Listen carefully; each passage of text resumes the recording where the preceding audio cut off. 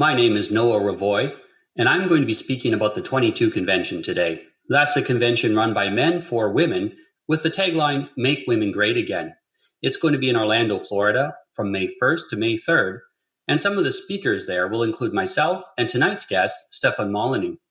Stefan is the host of the internet's largest philosophy show, Free Domain. Welcome, Stefan, and thank you for joining me today. Oh, thank you. It's a great pleasure to be here. Excellent. So, what the purpose of these interviews is to help people understand what the topics that are going to be discussed are and what kind of value that the participants can receive. So, what are you going to be talking about at 22 Convention, Stefan? Well, I always have this challenge when it comes to speeches because I do enjoy giving me a good barn burner of a soapbox speech, but also I really like hearing what the audience's concerns are.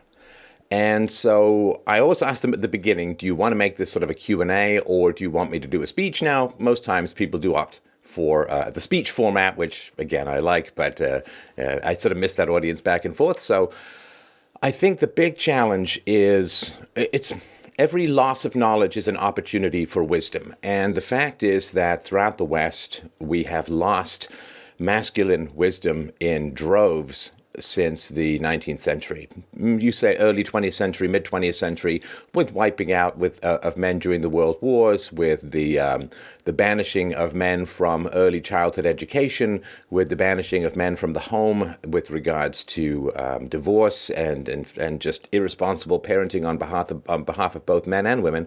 We've lost a lot of masculine wisdom and masculine knowledge, which is kind of a tragedy in a lot of ways, but also provides great opportunity to reshape the world in a more rational context. So it's terrible when a house burns down, but on the other hand, you can build the house of your dreams if you have the resources. So that to me is the big challenge. And people look at the loss of masculinity as a sort of singular cover the sky blackness tragedy, which it's terrible, but it does give us an opportunity to rebuild masculinity in a way that is more rational, more consistent, and since my job is philosopher, more philosophical. So I wanted to talk about how masculinity, or I'm going to talk about how masculinity can be reshaped in a way that's, even better than the previous versions, which evolved. And now, things which evolve, this is sort of a conservative standpoint, things that evolve have great value because there's been a lot of trial and error. You sort of look back through history, just about every configuration of human society has been tried, because in the hurly-burly of competition for resources that characterized tribal and national human society in history, every configuration was tried and people figured out whether it worked or it didn't. So I'm sure that children were put in charge at one point through worshipping children as reincarnation of ancestors. Women were put in charge. Men were put in charge. There were lots of different configurations of society. Yet it always kind of shook out the same way, which was, men doing the majority of the hunting and the battling and women raising the children and so on. And those were the societies that tended to flourish and survive.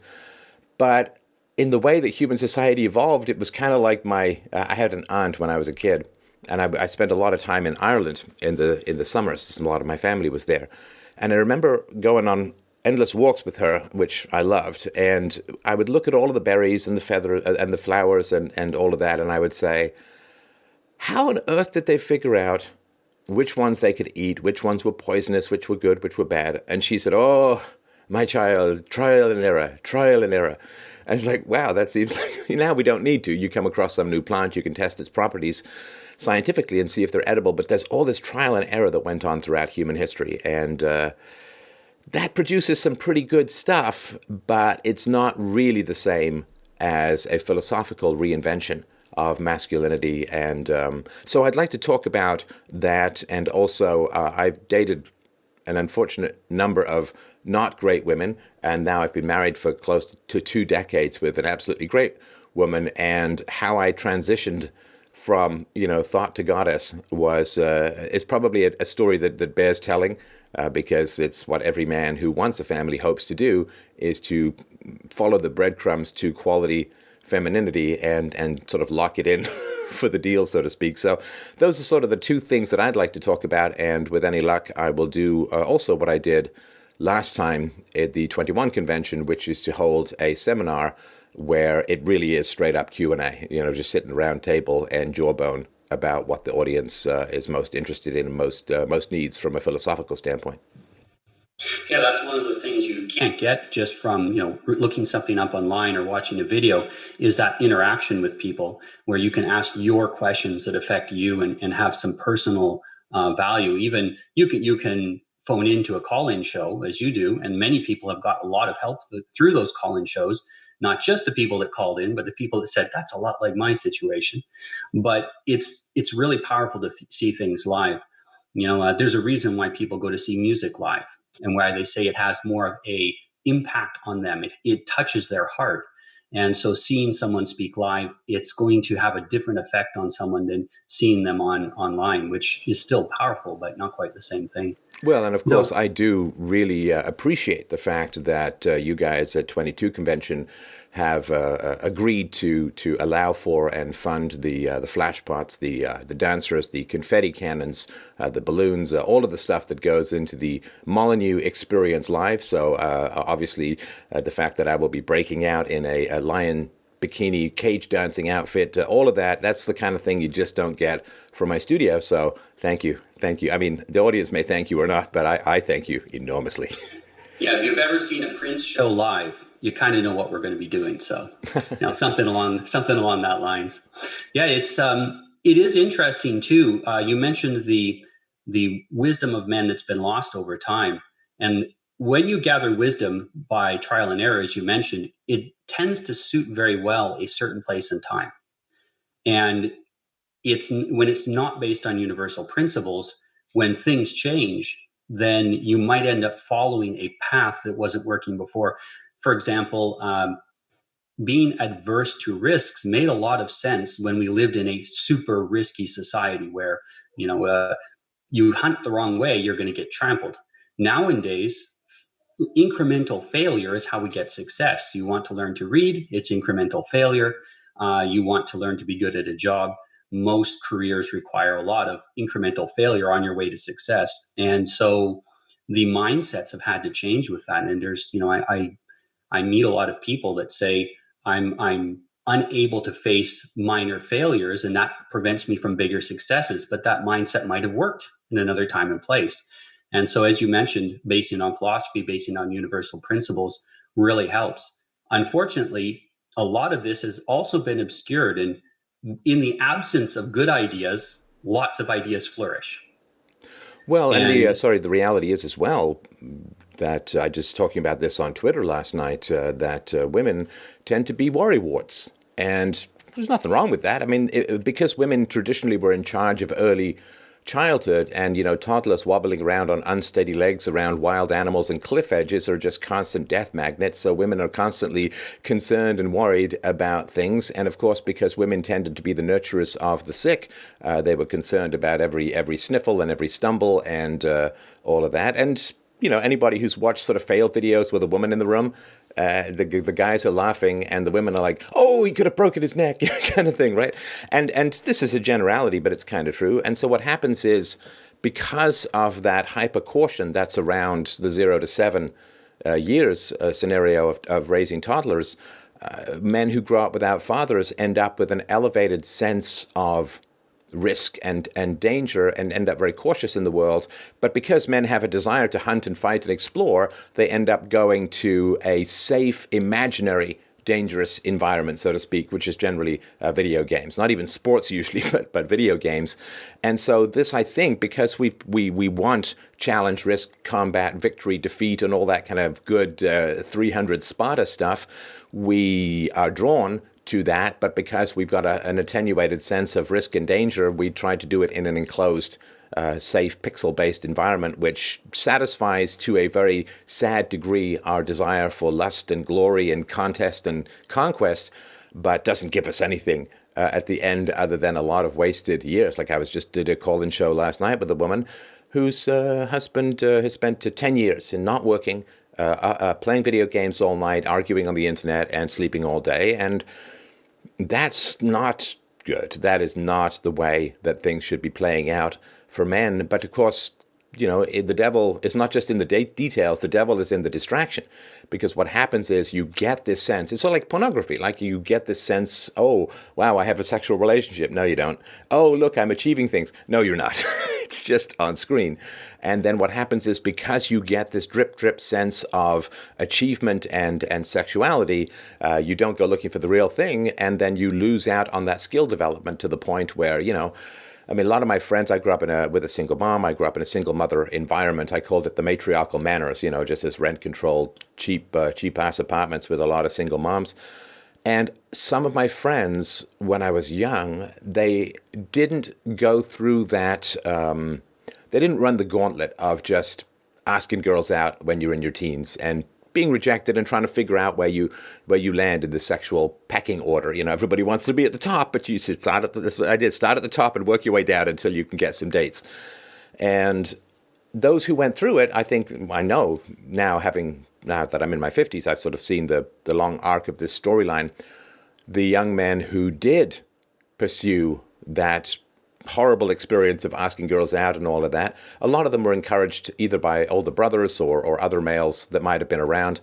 But those who didn't, with maybe one exception that I could think of, they never caught up later. I mean, there's some things you can catch up on. You didn't get a big career going in your early 20s, maybe your late 20s, early 30s, you can kind of run and catch up. But if you miss that window of just asking girls out and being rejected and all of that, I guess you find substitutes, or you just give up, or you're too afraid to do it later, or you start to get too shy. Because it's one thing to be, a stumbling, bumbling fool when asking a girl out when you're 15. It's quite another to be doing the same thing at 30. That's really harsh. And of course, that is the big challenge as well. How can we encourage boys to go through that gauntlet, that fundamental gauntlet of masculinity, of learning how to ask girls out and learning how to ask the right girls out, rather than what I did and maybe what you did too when you were younger, which is to go for the hotties and ignore the qualities. Well, it's interesting too that you were raised by a single mother, and yet you turned out very well. And women can really, I think, benefit from understanding what went well with you. What did you do to overcome that disadvantage that you had at the beginning? Because a lot of young men are raised by single mothers, and for a lot of women, that's the pool they're choosing from. There isn't an opportunity for every woman to marry a man that was raised in an ideal situation. And so it's good for them to hear your experience and you talk about what you did differently. Well, yeah, and I don't want to sort of be that movie trailer that gives away the whole movie, so I sort of won't go into all of the details.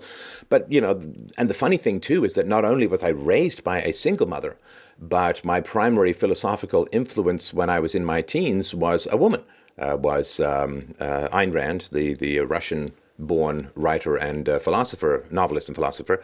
I was also heavily influenced by Ann Coulter and other people when I was older.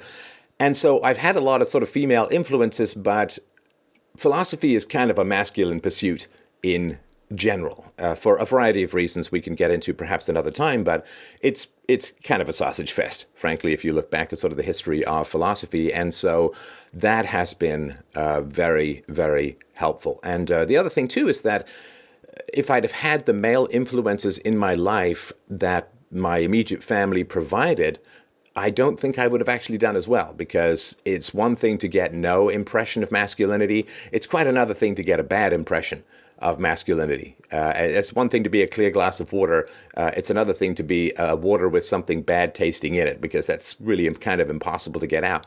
So I had a kind of uniquely blank slate, and I was drawn into the masculine world of philosophy through a woman. Initially, and then I started reading the male philosophers, or just the philosophers who were famous, who were almost all male, and having that kind of masculine influence was interesting. And of course, I was much more drawn to Aristotle rather than, Socrates or Plato. Plato in particular, of course, being gay, not the greatest masculine influence known to mankind for a straight guy like me. So for me, just getting into the world of philosophy was hugely important, because that is about the most masculine pursuit that you can get that has a direct impact on your life. There are other masculine pursuits like physics or mathematics, which tend to be skewed towards males, but they don't have really quite as much impact in your personal life as philosophy does. Yeah, unless it's time for your yearly tax return, the mathematics is going to have not a lot of help when you're deciding who to marry. I did know an accountant once who would pick his dates based on what he thought was the best financial outcome. It didn't work out well for him. Wow.